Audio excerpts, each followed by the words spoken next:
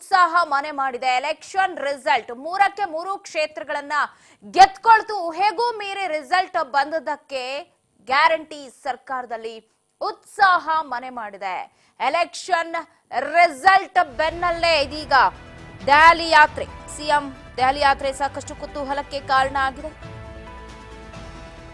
ಚುನಾವಣೆಯಲ್ಲಿ ಗೆದ್ದು ಬೀಗಿರುವ ಕೈಪಡಿಯಲ್ಲಿ ಉತ್ಸಾಹ. ಎಲೆಕ್ಷನ್ ರಿಸಲ್ಟ್ ಬೆನ್ನಲ್ಲೇ ಜೋರಾಯಿತು ಬದಲಾವಣೆಯ ಟಾಕ್.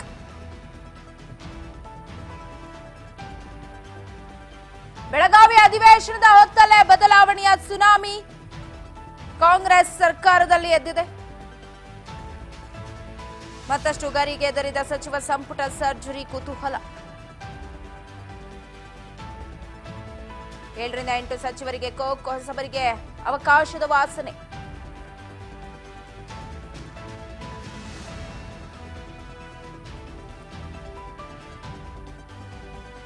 ವರ್ಷಾಂತ್ಯದಲ್ಲಿ ಬದಲಾವಣೆ ಮಾಡೋದಿಕ್ಕೆ ನಡೆದಿದೆಯಂತೆ ಪ್ಲಾನ್. ಸಚಿವ ಸಂಪುಟ ಪುನರ್ರಚನೆಗೆ ಹಲವರು ಸಚಿವರೇ ಒಲವನ್ನ ತೋರಿದ್ದಾರೆ ಅನ್ನೋ ಮಾಹಿತಿ ಲಭ್ಯವಾಗಿದ್ದು ಇವತ್ತೇ ದೆಹಲಿಗೆ ಹೋಗ್ತಾರೆ. ಸಂಪುಟ ಪುನರ್ರಚನೆ ಬಗ್ಗೆ ಡಿಕೆ ಶಿವಕುಮಾರ್ ಪರೋಕ್ಷ ಸುಳಿವನ್ನ ಕೊಟ್ಟಿದ್ದು, ಈಗ ಗೆದ್ದು ಬೀಗಿರುವ ಕೈಪಡಿಯಲ್ಲಿ ಉತ್ಸಾಹ ಕೂಡ ಜೋರಿದೆ. ವರ್ಷಾಂತ್ಯದಲ್ಲೇ ಎಲ್ಲಾದ್ರೂ ಸಚಿವ ಸಂಪುಟ ಪುನರ್ರಚನೆ ಆಗತ್ತಾ? ಹಾಗಾಗಿ ದೆಹಲಿಗೆ ತೆರಳುವುದಕ್ಕೆ ಸಿದ್ಧರಾಗಿದ್ದಾರಾ ಸಿಎಂ ಸಿದ್ದರಾಮಯ್ಯ? ಈ ಸಿಎಂ ಡಿಕೆಶಿ ಬೆನ್ನಲ್ಲೇ ಸಿಎಂ ದೆಹಲಿ ಭೇಟಿ ಸಾಕಷ್ಟು ಕುತೂಹಲಕ್ಕೆ ಕಾರಣ ಆಗಿದೆ. ಸಂಜೆ ದೆಹಲಿಗೆ ಭೇಟಿ ನೀಡುತ್ತಾರೆ ಸಿಎಂ ಸಿದ್ದರಾಮಯ್ಯನವರು. 6 ಗಂಟೆಗೆ ವಿಶೇಷ ವಿಮಾನದ ಮುಖಾಂತರವಾಗಿ ದೆಹಲಿಗೆ ತೆರಳುತ್ತಾರೆ. ಕಾರ್ಯಕಾರಿಣಿ ಸಭೆಯಲ್ಲಿ ಭಾಗಿಯಾಗ್ತಾರೆ ಸಿಎಂ ಸಿದ್ದರಾಮಯ್ಯ.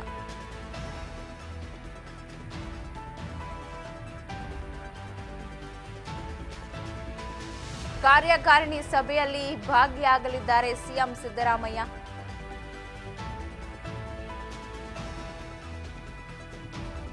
ಇಂದು ನಡೆಯುವಂತಹ ದೆಹಲಿಗೆ ಹೋಗಿ ಹೈಕಮಾಂಡ್ ಭೇಟಿಯಾಗಿ ಮಹತ್ವದ ಮಾತುಕತೆ ನಡೆಸುತ್ತಾರೆ.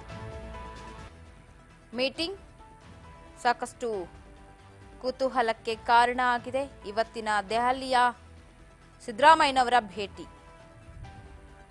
ಜೊತೆಗೆ ಮಾತುಕತೆ.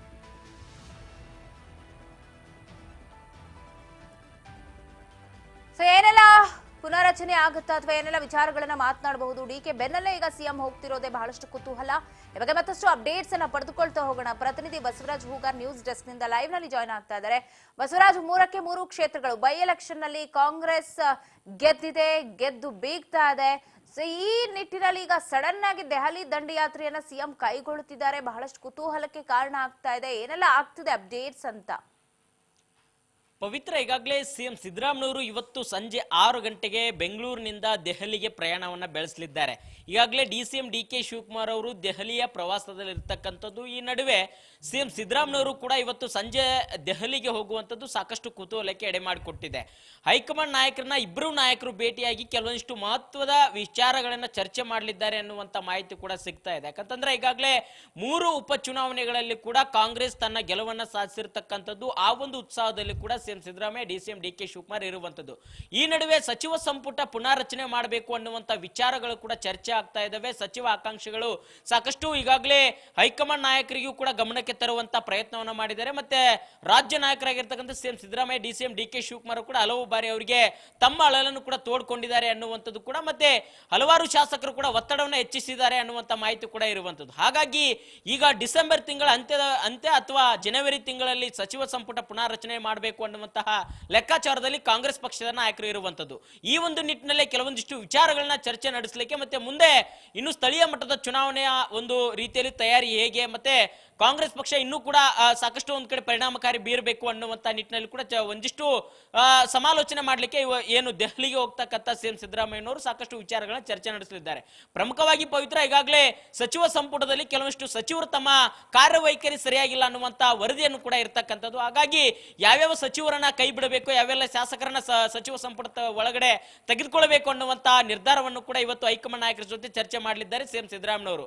ರಾಹುಲ್ ಗಾಂಧಿ ಅವರ ಜೊತೆ ಚರ್ಚೆ ನಡೆಸಿ ಒಂದಿಷ್ಟು ಈಗಿರ್ತಕ್ಕಂಥ ಸಚಿವರ ಒಂದು ಪಟ್ಟಿಯನ್ನ ತೆಗೆದುಕೊಂಡು ಹೋಗಿ ಅದರಲ್ಲಿ ಯಾವೆಲ್ಲ ಸಚಿವರನ್ನ ಕೈ ಬಿಡಬೇಕಾದ್ರೆ ಅವರಿಗೆ ಕಾರಣಗಳನ್ನು ಏನ್ ಹೇಳಬೇಕು ಅನ್ನುವಂಥದ್ದನ್ನು ಕೂಡ ಇವತ್ತು ಚರ್ಚೆ ನಡೆಸಲಿದ್ದಾರೆ. ಪ್ರಮುಖವಾಗಿ ಈಗಾಗಲೇ 4 ಬಾರಿ 3 ಬಾರಿ ಶಾಸಕರಾಗಿ ಆಯ್ಕೆಯಾದಂತ ನಾಯಕರು ಕೂಡ ಇರುವಂತದ್ದು, ಹಿರಿಯ ಶಾಸಕರು ಕೂಡ ಇದ್ದಾರೆ. ಅವರಿಗೂ ಕೂಡ ಸಚಿವ ಸ್ಥಾನ ಬೇಕು ಅನ್ನುವಂಥದ್ದು ಮೊದಲಿಗೆ ಸಂಪುಟ ರಚನೆ ಆಗುವಂತ ಸಂದರ್ಭದಲ್ಲಿ ಸಾಕಷ್ಟು ಪೈಪೋಟಿ ನಡೆಸಿದ್ರು, ಅಸಮಾಧಾನ ತೋರಿದ್ರು, ಸರ್ಕಾರದ ವಿರುದ್ಧ ಪತ್ರವನ್ನು ಕೂಡ ಬರೆದಿದ್ರು.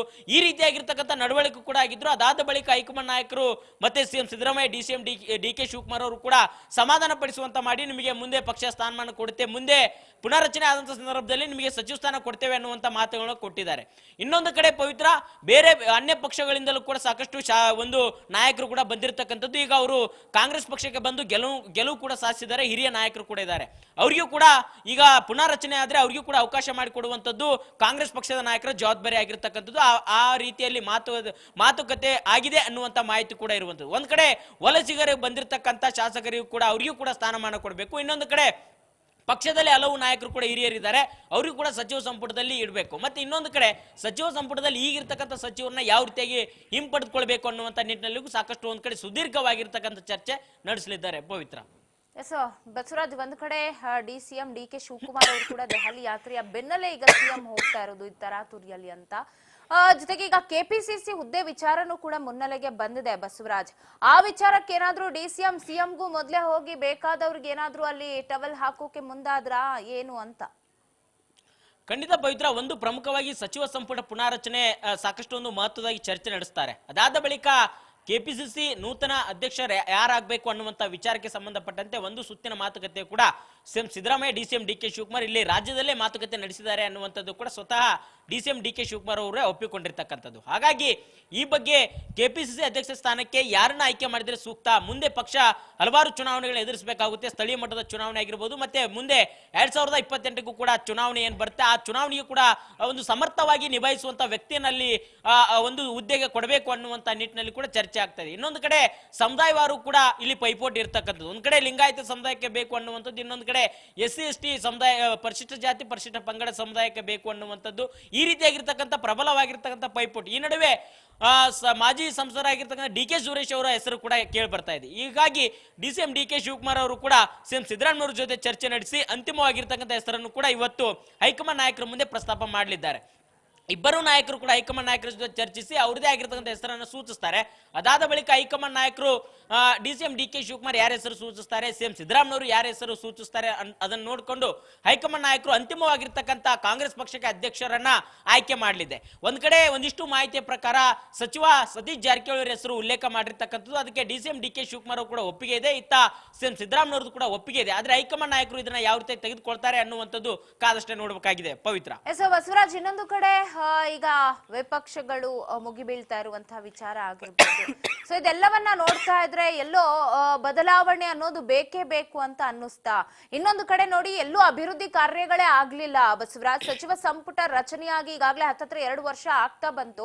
ಆದ್ರೂ ಕೂಡ ಏನ್ ಕೆಲಸ ಆಗಿದೆ, ಯಾವ ಸಚಿವರು ಶಾಸಕರಿಗೆ ಅನುದಾನ ಕೊಡಿಸುವಲ್ಲಿ ಯಶಸ್ವಿಯಾಗಿದ್ದಾರೆ, ಸೊ ಅವರು ಉಸ್ತುವಾರಿ ಜಿಲ್ಲೆಗಳನ್ನು ಯಾವ ತರ ಇಂಪ್ರೂವ್ಮೆಂಟ್ ಮಾಡಿದ್ದಾರೆ ಅಂತ ನೋಡ್ಕೊಳ್ತಾ ಹೋದ್ರೆ ಅದರಲ್ಲಿ ಎಲ್ಲಾ ಕಡೆನೂ ಕೂಡ ನಾವು 100ಕ್ಕೆ 0% ಕೊಡ್ಬೇಕು. ಯಾಕಂದ್ರೆ ಎಲ್ಲೂ ಏನೂ ಕೆಲಸ ಕಾರ್ಯಗಳಾಗಿಲ್ಲ, ಬರೀ ಇವರ ವಿವಾದಗಳು ಅಥವಾ ಹಗರಣಗಳು ಅನ್ನೋದೇ ಮುನ್ನೆಲೆಗೆ ಬಂದು. ಸೊ ಆ ವಿಚಾರ ಏನಾದ್ರೂ ಬೆಳಗಾವಿ ಅಧಿವೇಶನದಲ್ಲಿ ಸದ್ದಾಗಬಹುದು ಅನ್ನೋ ಭಯ ಇದೆಯಾ? ಸೊ ಹಾಗಾಗಿ ಮೀಟ್ ಮಾಡೋದಕ್ಕೆ ಹೊರಟು ಬಿಟ್ರ ತರಾತುರಿಯಲ್ಲಿ ಅಂತ? ಖಂಡಿತ ಪವಿತ್ರ, ಕೆಲವೊಂದಿಷ್ಟು ಸಚಿವರ ಕಾರ್ಯವೈಖರಿ ಬಗ್ಗೆ ಶಾಸಕರು ಕೂಡ ಅಸಮಾಧಾನ ವ್ಯಕ್ತಪಡಿಸಿದ್ದಾರೆ. ಅವರ ಕ್ಷೇತ್ರದ ಕೆಲಸಗಳನ್ನ ಕೇಳಿಕೊಂಡಂತ ಹೋದಂತ ಸಂದರ್ಭದಲ್ಲಿ ಯಾವುದೇ ರೀತಿ ಪ್ರತಿಕ್ರಿಯೆ ಕೊಟ್ಟಿಲ್ಲ ಅನ್ನುವಂತ ದೂರುಗಳನ್ನು ಕೂಡ ಹೈಕಮಾಂಡ್ ನಾಯಕರು ಅಷ್ಟೇ ಅಲ್ಲ ಸಿಎಂ ಸಿದ್ದರಾಮಯ್ಯ, DK ಶಿವಕುಮಾರ್ ಮುಂದೆ ಪ್ರಸ್ತಾಪ ಮಾಡಿರ್ತಕ್ಕಂಥದ್ದು. ಹಾಗಾಗಿ ಕೆಲವಷ್ಟು ಅವರಿಗೆ ಕೊಟ್ಟಿರ್ತಕ್ಕಂಥ ಜವಾಬ್ದಾರಿಗಳನ್ನ ಸರಿಯಾಗಿ ಸಚಿವರು ನಿಭಾಯಿಸಿಲ್ಲ. ಹಾಗಾಗಿ ಅವ್ರನ್ನ ಈ ಬಾರಿ ಸಚಿವ ಸಂಪುಟದಿಂದ ಕೈ ಬಿಡಬೇಕು ಅನ್ನೋ ಒತ್ತಾಯ ಕೂಡ ಕಾಂಗ್ರೆಸ್ ಪಕ್ಷ ಶಾಸಕರಲ್ಲೇ ಕೂಡ ಇರ್ತಕ್ಕಂಥದ್ದು. ಹಾಗಾಗಿ ಎಲ್ಲವನ್ನು ಕೂಡ ಪರಿಗಣಿಸಿರ್ತಕ್ಕಂಥ CM Siddaramaiah, DCM DK Shivakumar ಏನೆಲ್ಲ ಶಾಸಕರು ತಮ್ಮ ದೂರುಗಳನ್ನ ಕೊಟ್ಟಿದ್ದಾರೆ, ಆ ದೂರುಗಳನ್ನ ಎಲ್ಲವನ್ನು ಕೂಡ ಹೈಕಮಾಂಡ್ ನಾಯಕರ ಜೊತೆ ಚರ್ಚಿಸಿ ಇಂತಹ ಸಚಿವರು ಈ ರೀತಿಯಾಗಿರ್ತಕ್ಕಂಥ ಕಾರ್ಯವೈಖರಿ ಇದೆ, ಇವ್ರನ್ನ ಮುಂದುವರಿಸಬೇಕಾ ಬೇಡವಾ ಅಂತಕ್ಕಂಥದ್ದನ್ನ ನೀವೇ ತೀರ್ಮಾನ ಮಾಡಿ ಅನ್ನುವಂಥ ಆಯ್ಕೆಯನ್ನು ಕೂಡ ಹೈಕಮಾಂಡ್ ನಾಯಕರಿಗೆ ಕೊಡಲಿದ್ದಾರೆ. ಒಂದ್ ಕಡೆ ಪ್ರಮುಖವಾಗಿ ಈಗ ಸಚಿವ ಸಂಪುಟದಲ್ಲಿ ಕೆಲವಷ್ಟು ಹಿರಿಯ ಸಚಿವರಿದ್ದಾರೆ, ಕೆಲವಷ್ಟು ಶಾಸಕರು ಹೇಳಿದಂತ ಕೆಲಸವನ್ನು ಕೂಡ ಮಾಡಿಕೊಟ್ಟಿದ್ದಾರೆ. ಇನ್ನೊಂದು ಕಡೆ ಅವ್ರದೇ ಆಗಿರ್ತಕ್ಕಂಥ ಜವಾಬ್ದಾರಿಯನ್ನು ನಿಭಾಯಿಸಿದ್ದಾರೆ ಸಿಎಂ ಸಿದ್ದರಾಮಯ್ಯವರು. ಅದರಂತೆ ಆ ಜವಾಬ್ದಾರಿ ಕೂಡ ನಿಭಾಯಿಸಿರ್ತಕ್ಕಂಥ ಸಚಿವರು ಕೂಡ ಇದ್ದಾರೆ. ಆದರೆ ಕೆಲವಷ್ಟು ಸಚಿವರು ಪಕ್ಷಕ್ಕೆ ಕೂಡ ಸರಿಯಾಗಿ ಕೆಲಸ ಮಾಡಿಲ್ಲ, ಶಾಸಕರು ಕೂಡ ಸರಿಯಾಗಿ ವಿಶ್ವಾಸಕ್ಕೆ ತೆಗೆದುಕೊಂಡಿಲ್ಲ. ಇನ್ನೊಂದು ಕಡೆ ಪಕ್ಷದ ವಿಚಾರಕ್ಕೆ ಸಂಬಂಧಪಟ್ಟಂತ ರೀತಿಯಲ್ಲಿ ಯಾವುದೇ ರೀತಿ ಹೇಳಿಕೆಗಳನ್ನು ಕೊಡುವಂತ ನಿಟ್ಟಿನಲ್ಲಿ ಕೂಡ ಹಿಂದೇಟ್ ಹಾಕಿದ್ದಾರೆ. ಅಂದ್ರೆ ಪಕ್ಷದ ಸಂಘಟನಾತ್ಮಕವಾಗಿ ಕೂಡ ಅವರು ಹಿಂದೇಟ್ ಹಾಕಿದ್ದಾರೆ. ಹಾಗಾಗಿ ಅಂತವರನ್ನ ಈ ಬಾರಿ ಸಂಪುಟದಿಂದ ಕೈ ಬಿಡಬೇಕು ಅನ್ನುವಂತ ವಿಚಾರಗಳನ್ನು ಕೂಡ ಹೈಕಮಾಂಡ್ ನಾಯಕರ ಜೊತೆ ಚರ್ಚಿಸಿ ಅಂತಿಮವಾಗಿರ್ತಕ್ಕಂಥ ಒಂದು ರೂಪರೇಷೆ ಕೂಡ ಸಿದ್ಧಪಡಿಸಲಿದ್ದಾರೆ. ಪ್ರಮುಖವಾಗಿ ಪವಿತ್ರ, ಒಂದ್ ಕಡೆ ಈಗ ಮುಂದೆ ಕಾಂಗ್ರೆಸ್ ಪಕ್ಷ ಕೂಡ ಈಗ ಗ್ಯಾರಂಟಿಗಳ ಅಬ್ಬರದಲ್ಲಿ ಮುನ್ನುಗ್ತಾ ಇದೆ. ಇದನ್ನ ಇದೇ ರೀತಿಯಲ್ಲಿ ಜನರ ವಿಶ್ವಾಸವನ್ನು ತೆಗೆದುಕೊಂಡು ಹೋಗಬೇಕು. ಮತ್ತೆ ಏನು ಕಾಂಗ್ರೆಸ್ ಪಕ್ಷದಲ್ಲಿ ಶಾಸಕರು ಏನಿದ್ದಾರೆ ಎಲ್ಲಾ ಶಾಸಕರು ಕೂಡ ವಿಶ್ವಾಸದಿಂದ ತೆಗೆದುಕೊಂಡು ಹೋಗಬೇಕು, ಅಂತವರನ್ನ ಸಚಿವ ಸಂಪುಟ ಮತ್ತೆ ತೆಗೆದುಕೊಳ್ಬೇಕು. ಆ ರೀತಿಯಾಗಿರ್ತಕ್ಕಂಥ ಬೆಳವಣಿಗೆ ಕೂಡ ಅದನ್ನ ಗಮನಿಸಿ ಅದಾದ ಬಳಿಕ ಒಂದ್ ಕಡೆ ಹೈಕಮಾಂಡ್ ನಾಯಕರ ಜೊತೆ ಅಂತಿಮವಾಗಿರ್ತಕ್ಕಂಥ ಚರ್ಚೆ ನಡೆಸುವಂತ ಎಲ್ಲ ಸಾಧ್ಯತೆ ಇದೆ. ಪವಿತ್ರ, ಥ್ಯಾಂಕ್ ಯು ಬಸವರಾಜ್. ಈಗಾಗಲೇ ವರ್ಷಾಂತ್ಯದಲ್ಲಿ ಏನೋ ಬದಲಾವಣೆಯನ್ನ ಮಾಡಬೇಕು ಅನ್ನುವಂತಹ ಪ್ಲಾನ್ ಮಾಡ್ಕೊಂಡಿರೋದು ದೆಹಲಿ ಮಟ್ಟದಲ್ಲಿ